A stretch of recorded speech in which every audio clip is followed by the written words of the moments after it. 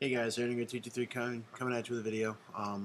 Today's going to be part 2 of my bluffing little talk with psychology and bluffing. I'm sorry I haven't been making videos lately. I want to say that first off. I've just been super busy lately preparing for regional next week.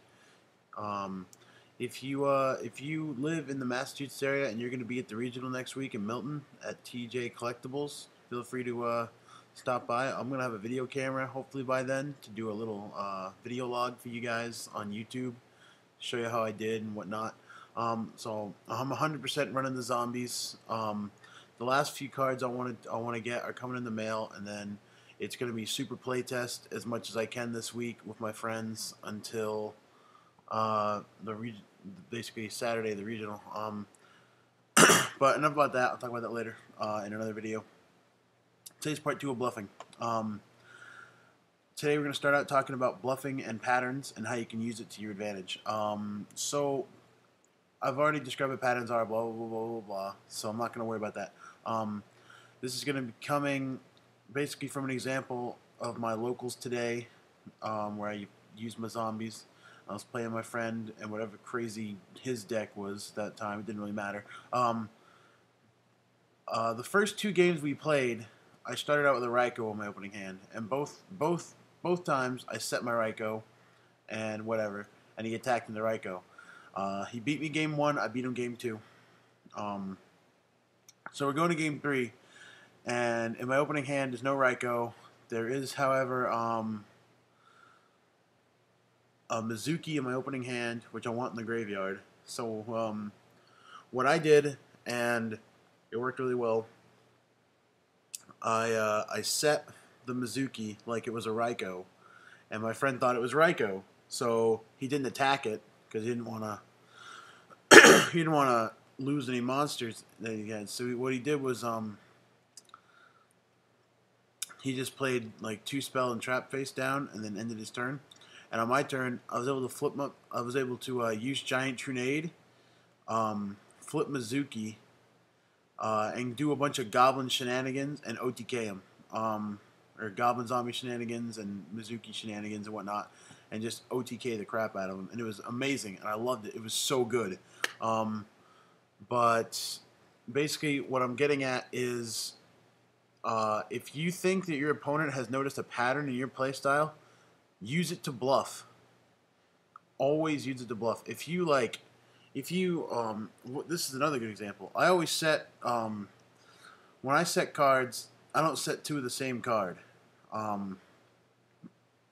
So basically, if I set a bottomless trap hole, I'm not going to set another bottomless trap hole unless I know that my opponent knows that I wouldn't do that. And then I will, and it's going to freak them out.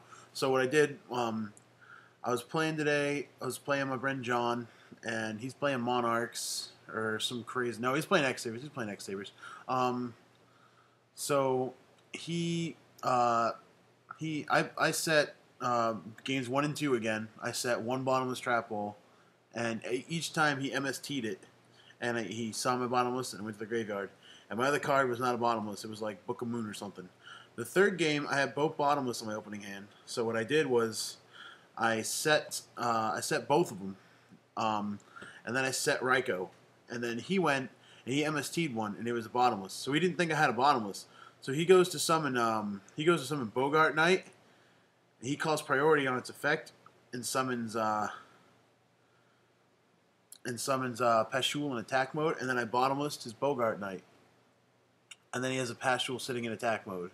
And I won that game really easily just because of that fact.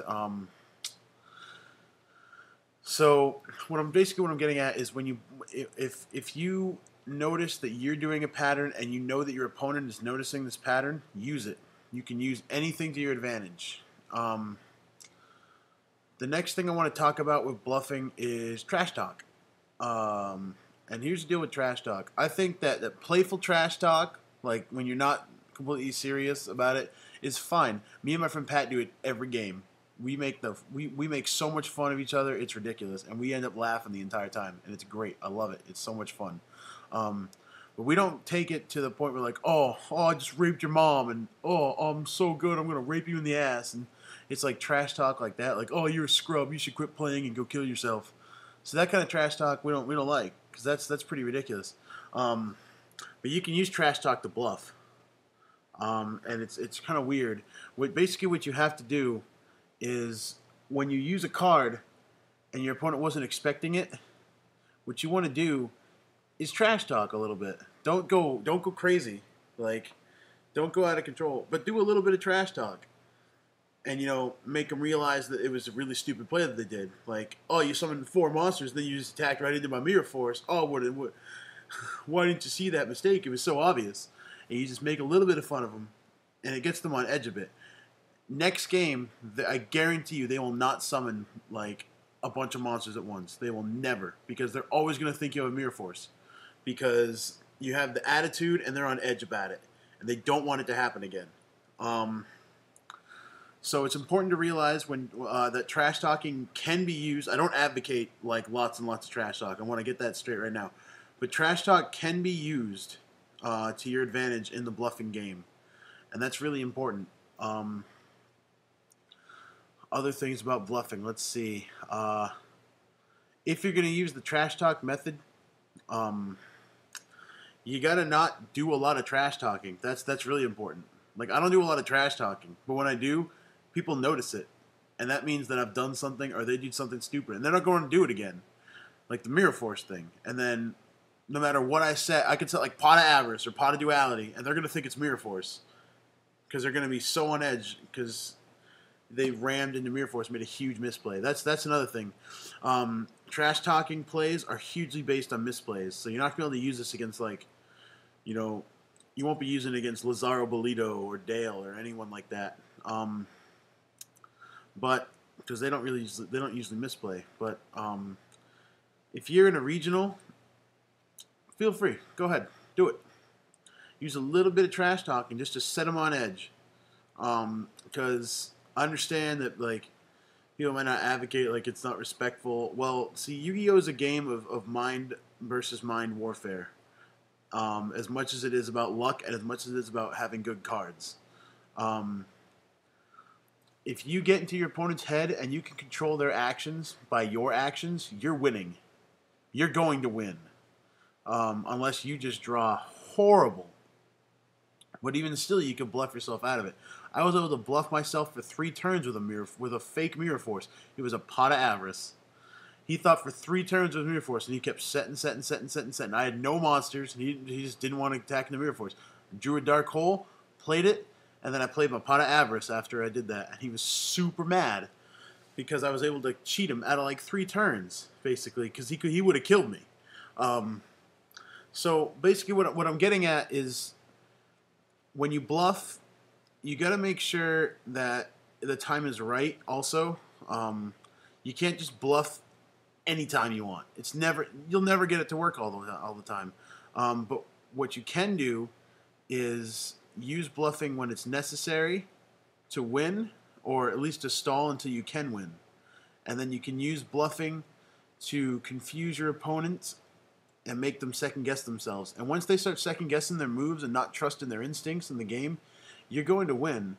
Because if they're second guessing everything, like literally every action they do, like, understand, like, that's a good way to like think ahead and stuff. But if you go with your instinct play, you're usually right. And that's the case for any game. And that's the case for any sport, poker, blackjack, anything. Your instincts, you need to follow your instincts. And it's the same with Yu-Gi-Oh! It's the same with Magic, same with any card game. So that's basically what I wanted to talk about today, guys, for bluffing. Just remember some of the things I said. Hopefully it'll help you guys become better duelists, more psychological, thinking more about the mental aspect of the game. I'm going to have another video coming up talking about my zombie deck and some fixes, and probably go a little bit more in depth on the trash talk, and then hopefully get my camera soon. I'm sorry it took so long to make this video, but here it is. So thank you for watching. Feel free to rate, comment, subscribe to my channel, and peace out.